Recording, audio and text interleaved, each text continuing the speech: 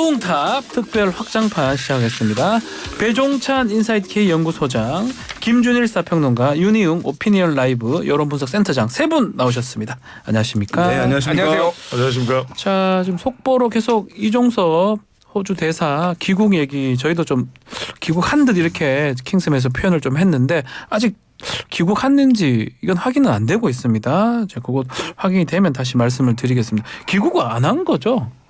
모르죠. 제가 저한테 물어보시면. 근데 이제 제가 오늘 뭐 언론사 한 두어 곳한테 얘기를 들었는데 네. 지금 초미의 관심사니까 기자들이 이제 그 공항에 나가 있을 거 아니에요. 다 지금 기자들뿐만 아니라 민주당 쪽 사람들도 많이 나가 있다고 합니다. 홍표 원내대표도 지금 새벽 5시에 거기 나가 있다라고 알려져 있는데 제가 이건 전달해 듣기로는 그 이종섭 대사의 비행기 표가 여러 개가 지금 있다라는 얘기를 들었어요. 기자들한테 들은 겁니다. 이거는 현장에 나가 있는. 그래서 어느 걸로 들어오는지 본인들이 하나씩 확인하고 있다고 뭐 이렇게 얘기를 했는데 요거는 좀 더 추가 확인이 필요한 상황인데 어쨌든 언론사에서는 그렇게 파악하고 있어서 조금 혼선이 있는 것 같아요. 지금. 대통령실도 지금 확인해 줄 수 없다 그러고요. 만약에 이제 소식 나오는 대로 저희가 여기서 전달해 드리도록 하겠습니다. 자, 이번 주 들어서 여권 내 수도권 위기론 얘기가 계속 나오고 있습니다. 백 소장님. 네. 여론조사상 흐름도 그렇게 잡히고 있는 겁니까? 그렇습니다. 대략 뭐 이걸 우리가 단정적으로 확정적으로 이야기하기는 어렵지만 대체로 한 2주 전까지만 하더라도 민주당의 공천 파장 또 공천 여파 때문에 국민의힘이 이 총선 기세를 좀 잡았다 이런 분석들이 나왔었거든요. 그렇죠. 근데 이제 지난 한 열흘새 싹 달라진 것은 바로 이 방금 전에도 거론을 했던 이종섭 전 장관 호주 대사와 관련된 이 파장 또 황상무 전 시민사회 수석의 발언 논란 또 하나 더 덧붙인다면은 빅5 병원이 다 서울에 있거든요. 맞습니다. 그러니까 의대 정원 확대와 관련 어제 이제 이 발표를 했습니다. 서울은 늘어나는 0입니다. 학생들의 숫자가 없긴 합니다만 근데 지표상으로 보면은 뚜렷하게 드러나는 게 오늘 소개해드리는 모든 조사는 중앙선거여론조사 심의위원회 홈페이지에서 확인 가능합니다. 한국갤럽이 자체적으로 지난 12일부터 14일까지 무선 전화 면접 조사를 실시한 겁니다. 근데 이 조사에서 정당 지지율을 조사를 했는데 자 국민의힘이 37% 민주당이 32% 그리고 조국혁신당이 7%니까 범민주계를 합하면 이제 39% 갤럽에서도 예, 국민의힘이 37%니까 이건 아주 큰 차이가 안 납니다. 서울을 가볼게요. 서울입니다. 국민의힘 30, 민주당 32, 혁신당, 조국혁신당 9. 그러니까 조국혁신당과 민주당을 합하면은 41%가 됩니다. 서울입니다. 41%. 서울입니다.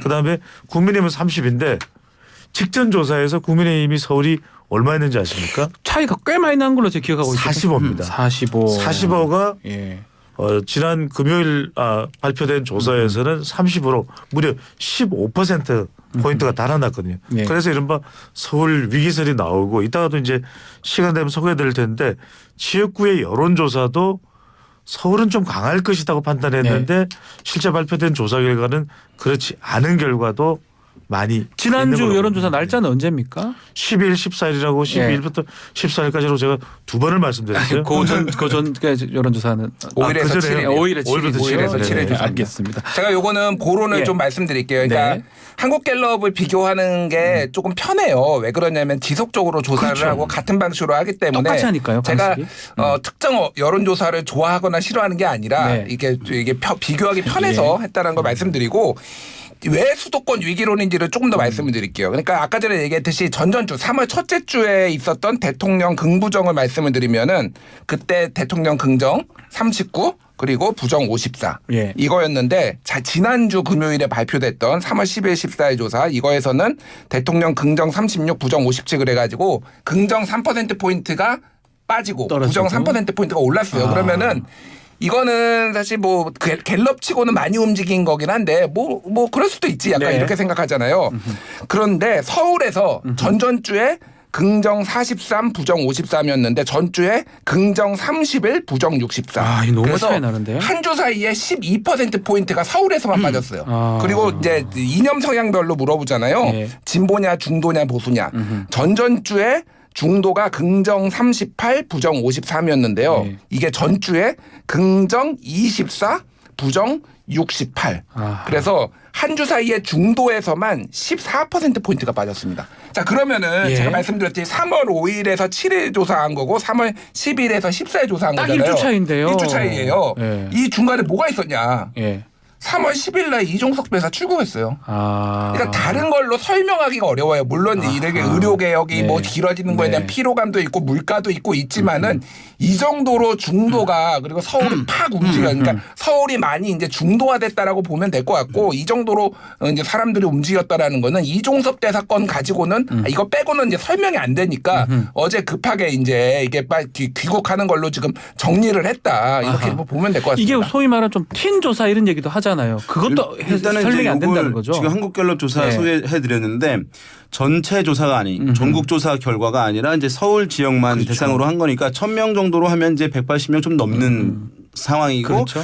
그러면은 오차 범위가 훨씬 커지기 때문에 이것을 단정적으로 딱 규정할 수는 없다는 점을 예. 이제 말씀을 드리는데 그럼에도 불구하고 이제 봐야 될 것은 상당히 오랫동안 경기도에 비해서 서울 지역에서는 국민의힘의 정당 지지율이 더불어민주당의 정당 지지율보다 높은 흐름들이 이어져 왔던 상황이었거든요. 예. 그런데 이제 지금 이번 조사들에서 보면은 뒤바뀌거나 이제 비슷한 서울에 차이가 없는 상황들 나타나는데 여기 조사뿐만 아니라 이제 다른 데서도 흐름이 나타나니까 그런 흐름이 변하고 있는 것은 이제 확인할 수가 있는 상황이고요. 예. 그래서 이제 이종섭 전 장관, 이종섭 호주 대사 관련한 사안과 이제 조국 혁신당의 출현 이 두 가지 사실 같이 영향을 줬다고 볼 수가 있어요. 왜냐하면 서울에서 조국 혁신당의 정당 지지율이 평균은 7%인데 서울에서는 9%니까 6% 넘네요. 더 이제 반응을 와. 하는 것이고 우리가 서울 지역의 이슈 그 민심에 대해서 뭐 이렇게 얘기할 때 뭐 이제 호남이나 영남에 비해서 지역색이 였고 그러면 이제 이념 성향도 사실은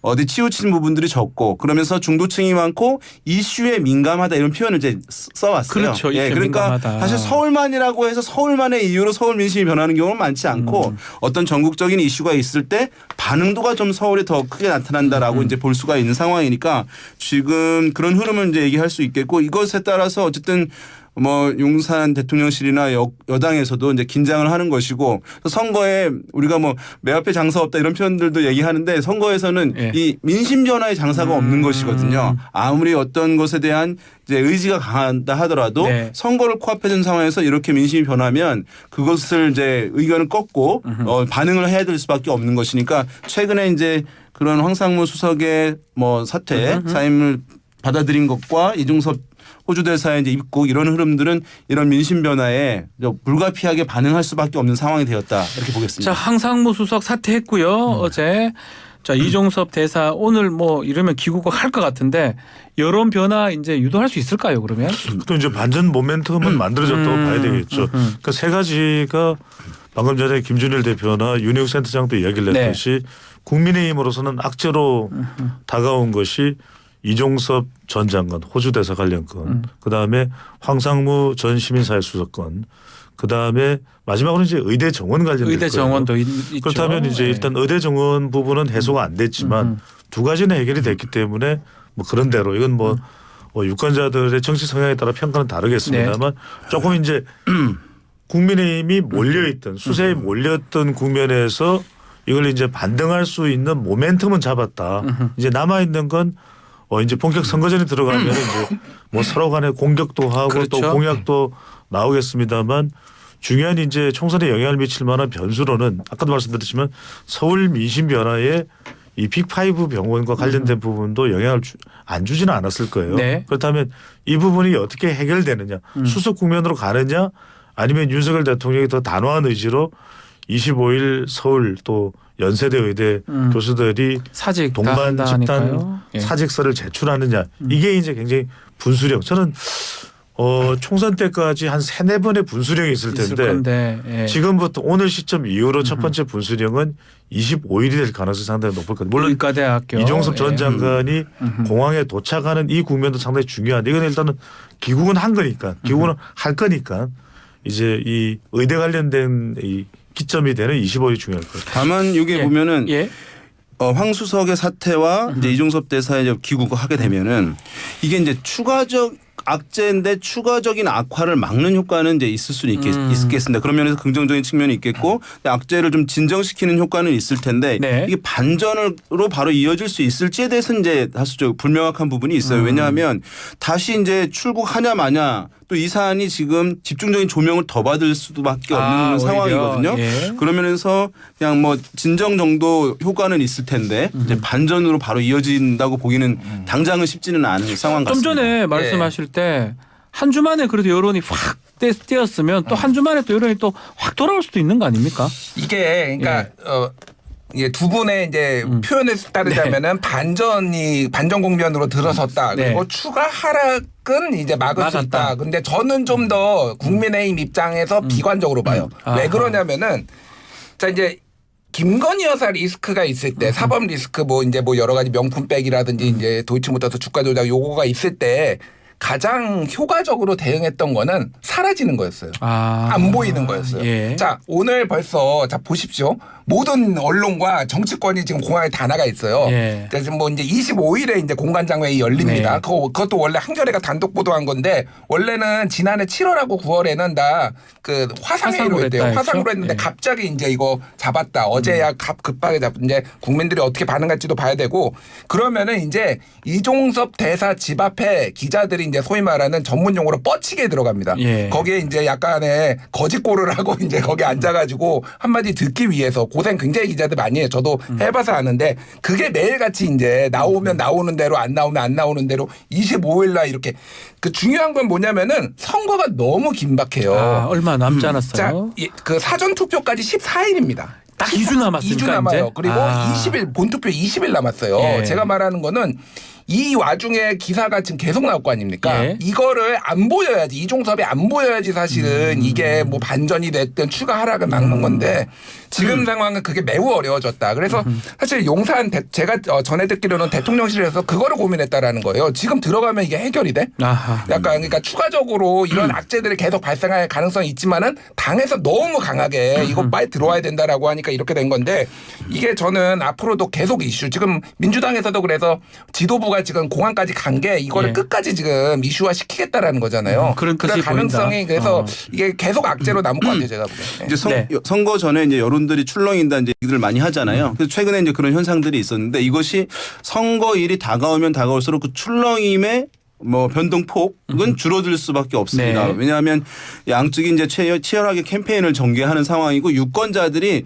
조금씩 마음을 정해가요. 그러니까 마음을 정하지 않았을 때는 사실 출렁임이 클 수가 있는 상황인데 마음을 정하게 되면 지지 정당을 바꾸게 된다거나 후보를 바꾸게 되면 자기 부정을 해야 되는데 사람들이 그거 하기 쉽지 않거든요. 예. 거기에 맞는 근거를 찾아가지고 더 강화할 뿐인 것이지 그런 면에서 이제 좀 출렁임이 앞으로는 줄어들 수 있는 부분이 있다고 할 수 있겠고 지금 이제 이종섭 전 장관 이게 호주 대사가 들어오는 부분은 여당이 이제 캠페인이 매우 제약되는 상황이 된다는 거거든요. 네. 이제 자기들의 메시지를 지지를 확대하기 위해서 던져야 되는데 유권자들한테 지금 여권의 이슈로 이 이슈만 미디어를 통해서 대중에게 전달되는 그러니까요. 것이니까 그런 부분에서 상당히 사실 부담이 큰 상황이라고 할 수가 있습니다. 해소되지 않고요. 그럼 공항에서 지금 언젠가 공항을 어디 다른 데로 갈 수는 없잖아요. 그 입국장밖에 없잖아 길이. 네. 다른 데가 있나요? 근데 저는 조금 다르게 네. 보는 게 결과적으로 이제 방금 전에 윤희용 센터장이 투표를 하러 가는 사람, 하러 갈 것을 아주 마음을 굳힌 사람들은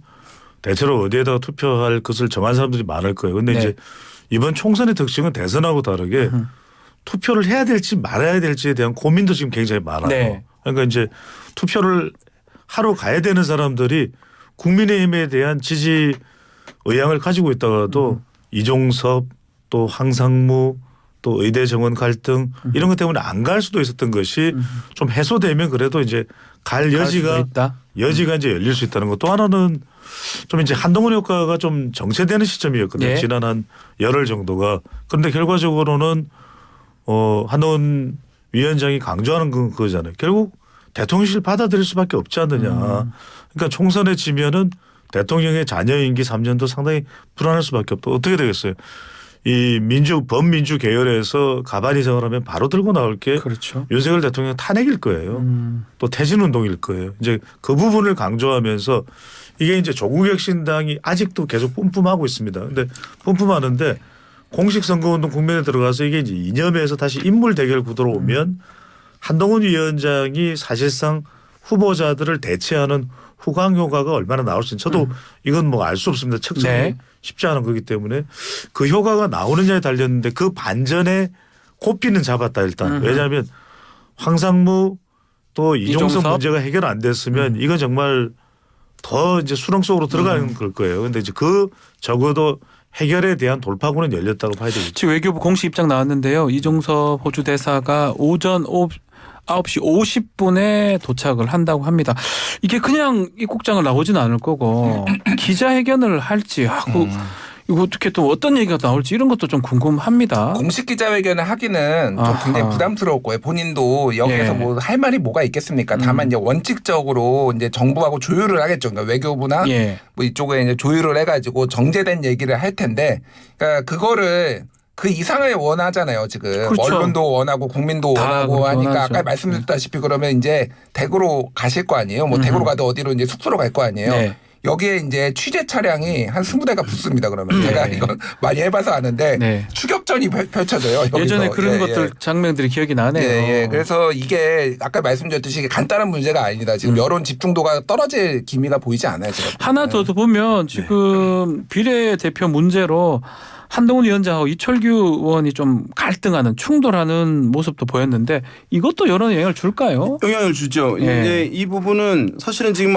하나로 이제 합쳐져야 되는 상황인데 네. 여권으로서는 어떤 게 있냐면 한동훈 비대위원장의 딜레마가 이제 있을 것 같아요. 뭐냐면 이 선거 캠페인을 하면서 정권 심판 기류를 좀 완화하기 위해서 예. 용산 대통령실과 거리를 충분하게 두는 것, 차별화를 강화하는 것, 그것이 일단 당의 선거에 도움이 된다고 할 수 있습니다. 예. 왜냐하면 심판론의 대상은 그래도 국정을 더 책임지고 있는 대통령실이나 정부에 향할 수 있는 것이니까 거리를 두게 되면 완화할 수 있는 거잖아요. 그래서 네. 뭐 야당 심판론이라든가 이런 프레임을 이제 가져갈 수 있는 부분인데 또 한 가지 문제가 있는 것이 선거가 이제 다가오잖아요. 지난번에는 선거가 많이 남아서 차별화된 게 효과를 충분히 누렸는데 지금은 이것이 당정 간에 용산과 대통령실과 당이 충돌하고 갈등하는 양상으로 비춰지게 되면 유권자들 중도층들에 대해서 지지 확대가 사실은 제약이 될 수밖에 없거든요. 예. 왜냐하면 중도층들은 어떤 방향성에 대해서도 좋아하지만 그 정당이 신뢰하고 안정적인 모습을 갖고 있느냐라는 부분에 대해서도 상당하게 사실은 투표나 지지의 요인으로 작동하는 것이거든요. 그러니까 지금 차별화를 내면 충돌로 비춰질 수 있는 거예요. 네. 유권자들한테. 이 부분을 그래서 어느 선에서 이제 타협할 수밖에 없는 그런 상황이지 않을까 생각됩니다. 근데 이건 네. 제가 조금 보론을 해야 될 것 같은 네. 게 결국 이제 공천과 관련된 건 상대적일 것 같아요. 가령 더불어민주연합이나 조국혁신당은 비례 대표 쪽에 모든 걸 이제 집중하고 있기 때문에 비례명단도 공개됐죠. 그러면 그 비례 순번이 정말 어느 유권자가 보더라도 여야 뭐 정치 성향 가리지 않고 탁월하다. 그러면 이제 국민의힘에 대한 비판이 집중되고 쏟아질 수밖에 없겠지만은 네. 그래도 그러면 이철규 공관위원이 주장하는 대로 한동훈 위원장이 입도 뻥끗 못하고 따라갔다. 그러면 이제 여파가 상당히 미치겠지만 바로 반박을 하잖아요. 네. 그건 아니다. 사천도 아니고 말도 안 되는 이야기 하지 마라. 조정해야 될 건 조정해야지만 그건 우리 받아들일 수 없다. 그러니까 이제 파장의 크기와 정도겠죠. 그러면 가령 더불어민주연합은 비판을 안 받는 그런 후보자 선정이냐. 더군다나 지금 지역구의 양문석 후보자나 강북을은 도무지 납득할 수 없는 상황이잖아요. 상대적인 걸 봐야 될 것 같아요. 상대적인 부분도 있을 것이다. 요거는 제가 좀 예. 고론을 해야 될 것 같은데 제가 이제 어제 여러모로 이제 취재하고 확인도 하고 네. 그리고 지금 오늘자 언론에서도 굉장히 많이 나왔는데 이 이제 갈등이 심상치 않아요. 요 부분이요? 윤한 갈등이.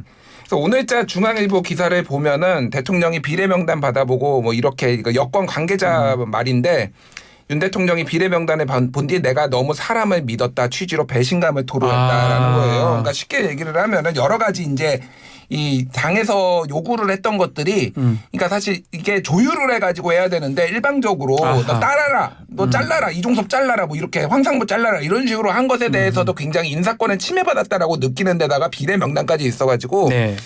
이종섭 대사 문제는 요거는 중도층이 이제 흔들린 거라면은 사실은 윤한 갈등 같은 경우에는 보수 결집의 문제가 생길 수 있어요. 보수 내에서 지금 당에서도 친윤계와 친한계 갈등 상황이 있잖아요. 네. 이게 그러니까 미묘하게 영향을 줄 수가 있다라고 해서 지금 당장은 이제 봉합이 된 상황인데 사실은 물밑에서 상당한 좀 긴장 관계가 흐르고 있고 오히려 총선 이후에 굉장히 총선 결과를 놓고 누구 책임이냐를 놓고 굉장히 후폭풍이 일어날 가능성이 높다 이렇게 국민의힘 쪽에서는 얘기를 하더라고요. 어떤 분들은 이제 약속 대련이다. 약속 대련 투다 이렇게 얘기하시는 하던데요. 분들이 있는데 예. 이제 이게 일종의 보게 되면 이제 은밀한 기획이 있었다라는 얘기잖아요. 제가 오랫동안 이제 지켜본 바로는 여의도 정치권에 예. 뭐 그런 시각들은 많이 있는데 그 정도로 기획을 할 정도다. 그 문제를 발생을 안 시키죠. 사실은 그래서 그렇다면 사실 그런 약속 대련이나 이런 것들이 실제는 아닌 경우들이 많이 있고 네. 뭐 이런 것들이 사실이 아닌 경우들이 많이 있습니다. 자, 그리고 뭐 배종수 의원께서 말씀하셨지만 의대 정원 학대 부분하고 물가 이슈 이것도 이번 총선에 좀 여론을 미칠 것 같은데 그거 조사된 결과가 좀 있을까요? 그렇죠. 의대 정원 말씀하시는 네. 거죠. 한국 갤럽 조사인데 아까 개요는 말씀을 드렸습니다. 의대 정원 학대 관련 인식을 이제 요약한 건데 정부 안대로 2,000명 정원 확대를 추진해야 된다가 47%고 네. 이번 일로 아플 때 진료받지 못할까 봐 걱정이 된다가 또 매우 또 대체로 그렇다가 69%니까 매우 높게 나타났죠. 네. 이번 일로 내가 아플 때 진료받지 못할 가능성이 많이 있다도 57%. 자, 이게 이제 중요한 것 같은데요. 정부의 대응입니다.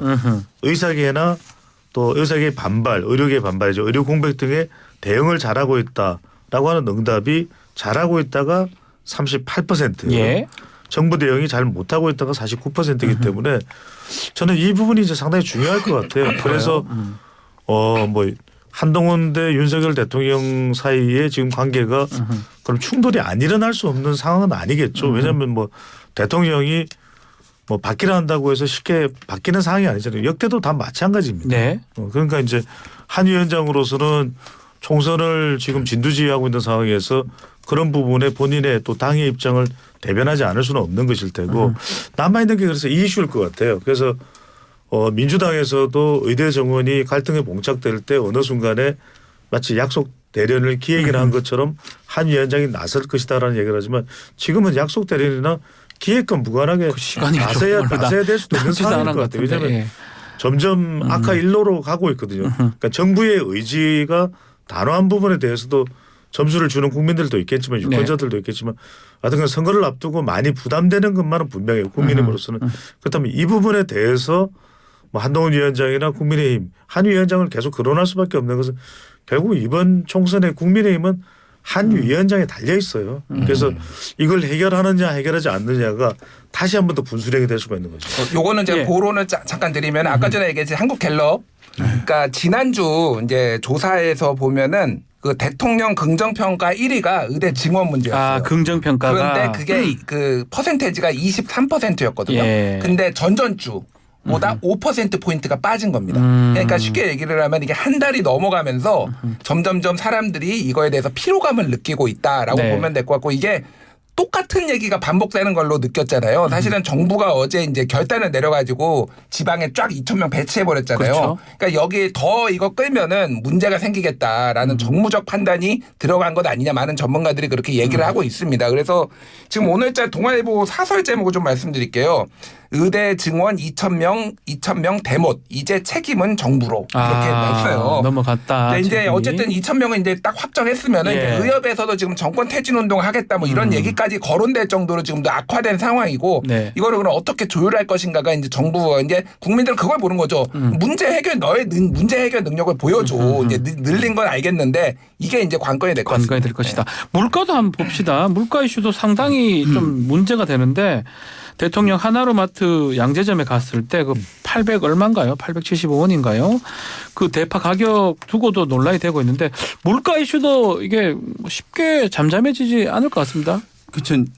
윤석열 대통령이 이제 신년 초부터 네. 적극적으로 추진했던 민생 토론회가 있었잖아요. 네. 그것들이 이제 사실은 굉장하게 국민적 생활에 영향을 미칠 수 있는 사안들이 많이 있었습니다. 그래서 초반에는 효과도 좀 있었긴 합니다만은 그런데 이후에 추가적인 효과로 긍정적 효과로 작동하지 않고 있는 부분이 있거든요. 네. 그것은 바로 이제 이 민생 토론을 했는데 민생에 가장 직결되는 것이 이제 물가와 관련된 것이니까 지금 그 문제 때문에 그런 민생 토론의 효과가 제약되는 것이고 여당의 지금 국회의원 선거에 출마하는 후보들 같은 경우에 이런 이제 하소연을 하는 경우들이 있습니다. 재래시장 전통시장에 가서 유세 활동을 적극적으로 해야 할 곳이거든요. 거기 방문하기가 좀 꺼려진다는 거예요. 왜냐하면 사는 사람은 비싸가지고 못 사는데 불만, 파는 사람은 비싸서 안 팔려서 불만들이 있는 상황이니까 물가 좀 어떻게 해달라고 해주세요라고 요청을 하니까 다른 이제 캠페인을 할 수가 없는 부분들이 있어서 이 물가 부분 그래서 이제 정부 여당에서 이제 물가에 대한 대책들 부분 중요하다고 판단해서 하는데 이게 단기간에 해결되는 문제가 아니다 보니 그렇죠. 사실은 도드라지게 어떤 이슈로 얘기하는 것은 적지만 실제로 심대하게 밑바닥에서 영향을 주고 있는 주요한 배경이 이 물가 요인인 것 같습니다.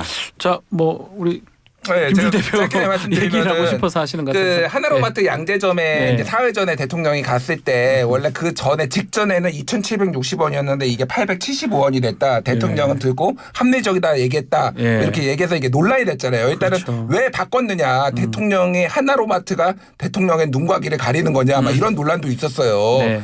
근데 어제 이재명 대표가 이제 인천에 가지고 대파 들고 한 달에 5,000원이고 이게 지금 진짜 물가다 뭐 이렇게 얘기를 했다라는 게 기사가 났잖아요.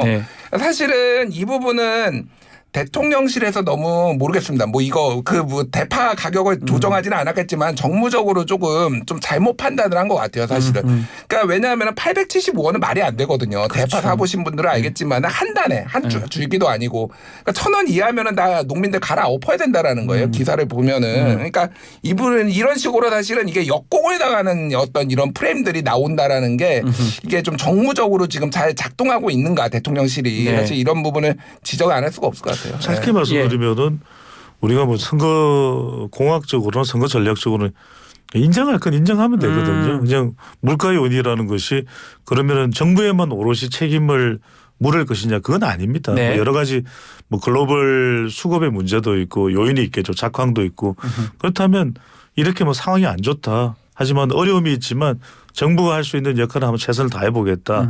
그렇게 갈 때 오히려 더 유권자들로서는 있는 그대로 인정을 받겠죠. 그런데 그걸 이제 말 그대로 뭐 물가가 상당히 곤란한 상황인데도 괜찮다라고 이야기하는 그 부분이 문제인 거죠. 그러니까 물가가 이렇게 된 건 윤석열 정부의 탓이다의 접근법보다는 이런 상황인데 어떤 이유로든 간에 한번 할 수 있는 최선을 다해보겠다는 접근이 더 타당하고 적당하겠죠. 알겠습니다. 자, 광고 듣고 다시 오겠습니다. 여론동탑 4부 이어가겠습니다. 김준일, 윤희웅, 배종찬 소장과 함께하고 있습니다.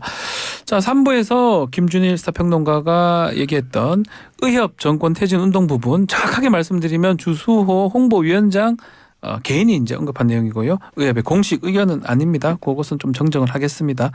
자, 민주당으로 좀 넘어가 보겠습니다.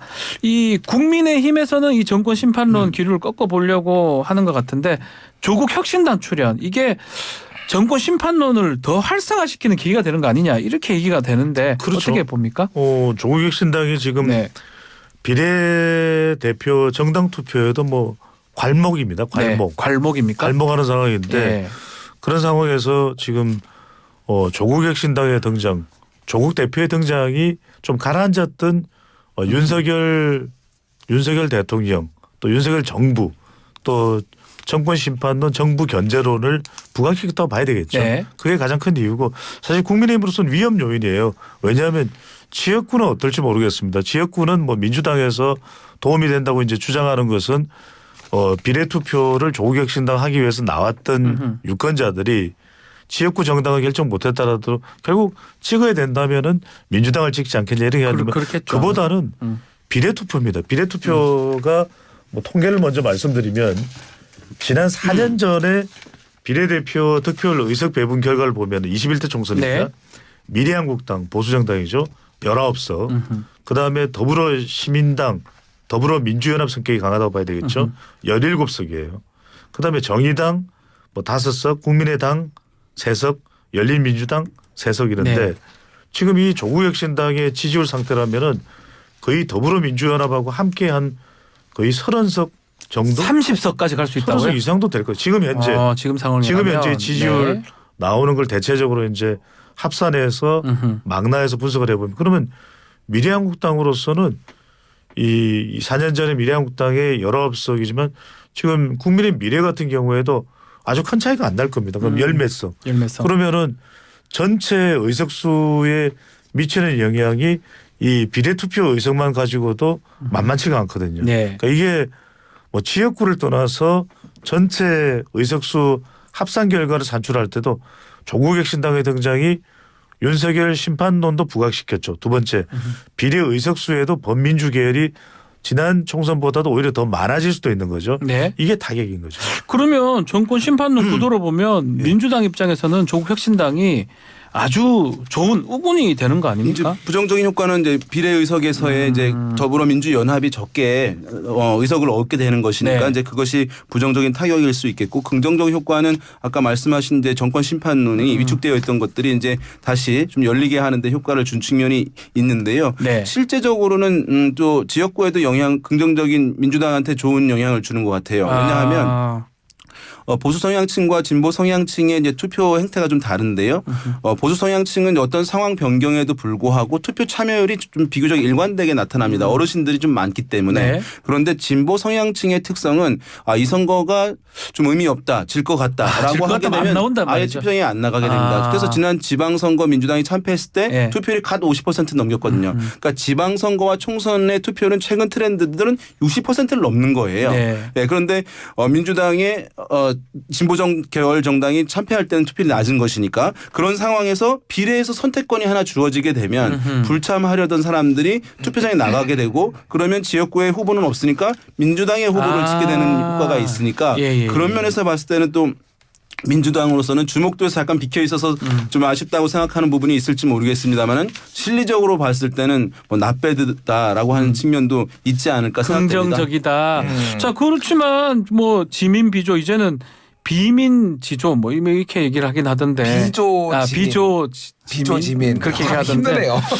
이게 더불어민주연합 입장에서 지지율 비상 아닌가요? 이게? 비상이죠. 근데 이게 이제 요거를 봐야 돼요. 역대 그러니까 우리가 항상 까먹으면 안 되고 제가 존경하는 윤희영 센터장이 항상 얘기하는 게 지지율의 총합은 100%라는 겁니다. 그렇죠. 그러니까 이거를 까먹으면 안 되고 역대 선거를 봤을 때 소위 말해서 진보 정당 계열, 진보 그러니까 범진보 민주를 합치면은 정의당을 빼고 40% 안팎이었어요.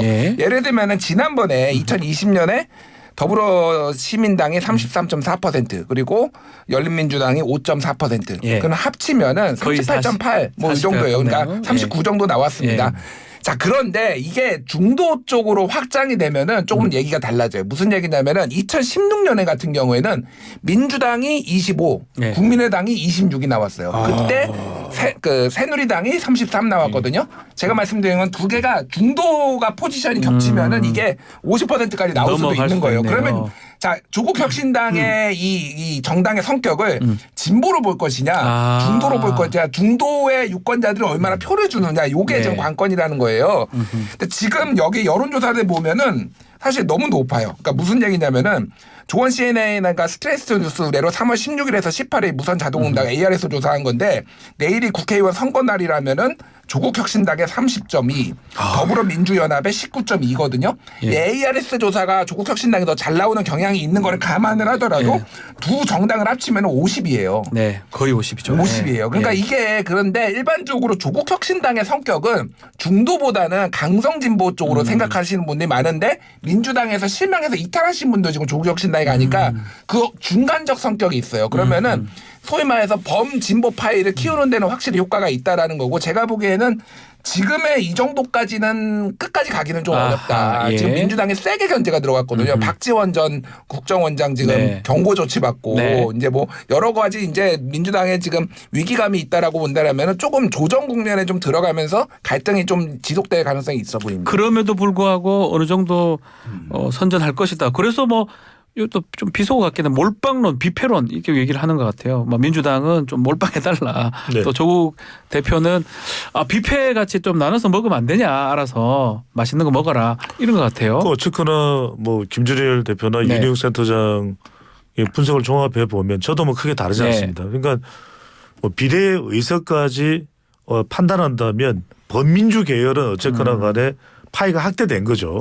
왜냐하면 빠져나갈 빠져나갈 듯 했던 반명 이탈청들이 마치 일종의 이 방파제 효과, 조국 방파제 효과죠. 그걸 일종의 이삭죽기가 아니라 이제는 정말 뭐 메인 캐리한다 이렇게 메인 같아요. 하드 캐리한다고 하는 그런 젊은 세대들 표현처럼 예. 싹 오히려 비례투표 정당에서는 조국혁신당이 오히려 범민주 계열에서는 주도하는 상황이 나오거든요. 그러면 이건 분명히 국민의힘의 위협이죠. 그러니까 위협이다. 비례의석이 한 석 줄어서 46석이라도 그 상당 부분을 범민주 계열이 가져간다. 그런 상황인데 지금은 그 뾰족한 대응할 만한 대응 또 책이 안 나와요. 왜냐하면 민주당 같은 경우에는 이재명 대표를 정조준해서 한 위원장이 대립각을 세우고 있지만은 조국 전 장관과 관련해서는 조국혁신당 조국 대표 관련해서는 뭐 사법적인 걸 계속 밀어붙이고 있지만 또 유권자들의 마음이라는 것이 네. 이성적인 것이 아니라 투표자의 투표 의향은 항상 비이성적, irrational 하거든요. 아하. 그러니까 뭐 사법적인 뭔가가 있든 또는 대법원 선고가 내려지면 바로 수감될 수 있다라고 한다고 하더라도 유권자들이 좋아하는 걸 어떡하겠습니까? 그러니까요. 그러니까 그것에 대한 국민의힘 대응이 뾰족한 수가 나온다면 모르겠지만 상당히 지금 조국혁신당에 대해서는 국민의힘도 난감한 상황. 민주당도 민주당에 대한 심판 성격도 있는 것 없습니다. 왜냐하면 호남에서는 조국혁신당이 더 약진하는 모습도 있거든요. 예. 그러니까 이건 이재명 대표에 대해서 또 지금의 민주당에 대한 심판 성격도 있기 때문에 민주당도 사실 내용을 따져보면 난감한 거죠. 난감한 이게 상황이다. 이제 예. 어떤 분들은 야권에서 합치면 뭐 이제 뭐 어디 가는 것은 아니니까. 근데 왜 민주당과 조국 혁신당이 미묘하게 지금 긴장 네. 보이느냐 이렇게 이제 의문을 가지는 시각이 있을 수 있는데 그것은 선거가 끝났을 때 그 결과에 대한 평가 때문에 그렇습니다. 그러니까 더불어민주당 같은 경우에는 어쨌든 민주당과 그 더불어민주연합을 합쳐서 이제 그 한 과반을 얻으려고 하는 그렇죠. 것이 있을 텐데 예. 그래야지 사실은 확실한 승리라고 인식을 받을 수 있는 것인데 합쳐도 만약에 비례에서 많이 빠져나가게 되면 달성하지 못할 가능성이 있는 것이기 때문에 그 문제 때문에 사실은 지금 이렇게 긴장 관계가 앞으로도 좀 더 커질 수 있는 측면이 있다 보겠습니다. 민주당의 지금 마지막 경선했던 그 강북 우리라든지 또 양문석 후보 부분 공천 유지로 가는 것 같은데 이게 좀 마지막 어떤 내용이라든지 불씨가 좀 남아 있는 겁니까? 그러니까 뭐 불씨가 남아 있다기보다는 저는 다 반영됐다고 보는데 양문석 후보의 문제는 사실은 진영의 문제예요. 그 민주당에서도 얘기를 했지만은 정봉주 후보가 어떤 피해자에 대한 조롱 뭐 이런 것 쪽이었다라면 여기는 대통령에 대한 평가인데 그게 좀 센 발언들이 있는 거잖아요. 네. 다만 얘기했듯이 민주당의 그 지지자의 복합적인 구성을 봤을 때 아니 감히 노무현을 저렇게 막말로 비하해? 그쵸. 나는 이거를 근데 옹호해?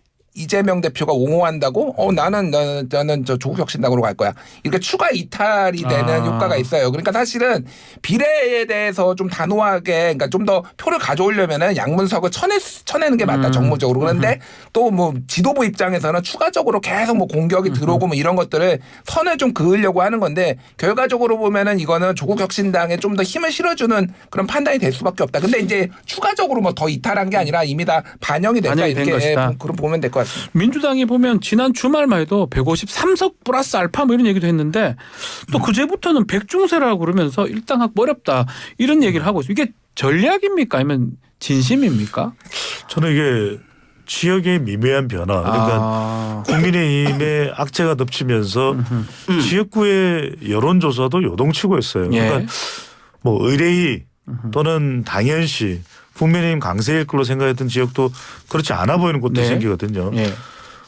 지금 서울 동작을입니다. 나경원 대 류삼영 예. 후보자의 대결 구도인데 지금 지난 16일 17일 양일간 리서치 뷰가 KBC 강주방송 유파인 뉴스의 의뢰를 받아서 무선전화 가상번호 조사를 한 겁니다. 무선전화 번호 가상번호 조사를 한 것인데 네. 이 500명 조사에서 조사 결과를 보면 자세한 사항은 중앙선거론조사 심의위원회 홈페이지에서 확인 가능합니다. 예. 류삼영 45.9 나경원 46.3 별 차이가 없죠. 그렇죠. 거의 같네요. 그런데 불과 이 날짜보다도 며칠 전인 3월 10일부터 12일까지 코리아 리서치 인터내셔널과 MBC의 조사에서는 이건 무선 전화번호 가상번호 무선 가상번호 전화번호 죄송합니다. 면접 조사인데 화내지 마시고요. 이거 자칫 잘못하면 이게 예. 방송통신심의위원회에서 크게 지적을 하기 때문에 맞습니다. 민감하지 않을 수가 없네요. 근데 여기서 이제 뮤3령 37 나경원 50이거든요. 차이가 많이 났었는데. 그러니까 13% 포인트 차이가 났던 게 더 최근의 조사에서는 이렇게 가까워졌다. 네. 결과적으로는 어떤 이 여론 기류의 이 변화가 있었고 또 하나는 이 조사는 투표율을 또 감안하지 않은 겁니다. 그러니까 이 지금 현재의 사진 찍듯이 여론조사에 응한 사람들의 결과이기 때문에 투표율이 어떻게 되느냐도 상당히 더 영향을 중요한 게 투표율이다? 많이 미칠 수밖에 없을 것으로 보이는 거죠. 당에서 예. 이제 지금 우리 상황이 어느 상황이다라고 얘기하는 것들 있잖아요. 네. 근데 이제 요거는 오랫동안 이제 선거를 지켜보니까 두 가지 패턴에서 나타나는데 지역구 차원에서의 후보들은 내가 지금 앞서고 있습니다. 네. 라고 얘기를 하는 것이 일반적이에요. 왜냐하면 사표가 되지 않으니까 대세를 밀어달라라고 하는 것이 직접 유권자에서 만나는 후보들은 그런데 중앙당은 좀 다른 측면이 있습니다. 우리가 앞서고 있다라고 얘기하면 지지층들이 느슨해져서 투표장에 안 나올 수 있다고 하는 그런 이제 긴장이 있기 때문에 중앙당들은 공히 지금 우리가 쉬운 상황이 아닙니다. 앞서고 있다 하더라도 끝까지 가봐야 되는 상황입니다. 더 지지를 모아주세요. 투표장에 나와주세요라는 흐름을 얘기한다고요. 그래서 이제 여당이든 야당이든 보면 의원들이 가까이 의원들이 우리 지금 뭐 160석 110석 됩니다라고 하면 경고를 내리잖아요. 네. 그 이유가 이제 거기에 있습니다. 지지층이 느슨해지면 안 되기 때문에 그래서 지역구 후보와 중앙당에서 좀 워딩이 표현이 이제 뚜렷하게 구별이 된다 이렇게 보겠습니다. 차이가 있는 거네요. 여론조사 이제 아까 전에 우리가 맨 앞에 있어서 한국갤럽의 3월 첫째 주와 둘째 주가 확 바뀐 거 말씀드렸잖아요. 그래서 우리 여론조사 이거 보실 때 제가 좀 드리고 싶은 말은 3월 10일 이후에 조사한 거냐 그 이전이나 그 즈음에 조사한 거냐를 보셔야 돼요. 같이 봐야 된다 이 말이네요. 그러니까 확 분위기가 바뀐 거를 아실 수가 있고 또 하나는 이제 ARS 조사나 전화면접 조사냐가 조금 차이가 있기는 해요. 확실히 ARS 조사가 정치 공환여층들이 많이 하다 보니까 붙어요. 양쪽이. 그러니까 좀 더 이제 그러니까 민주당 지지층이 진보층이 유리하다. 왜냐하면 지금은 정권 심판론이 확 오면은 보수가 약간 위축된 상황이에요. 그러니까 상대적으로 덜 반응을 하고요. 그 민주당 쪽이 좀 더 반응한다. 그러니까 ARS가 좀 더 벌어지는 약간 최근에 이제 경향을 보면 될 것 같은데 예를 들면은 서울 중성동갑 여론조사 말씀드릴게요. 네.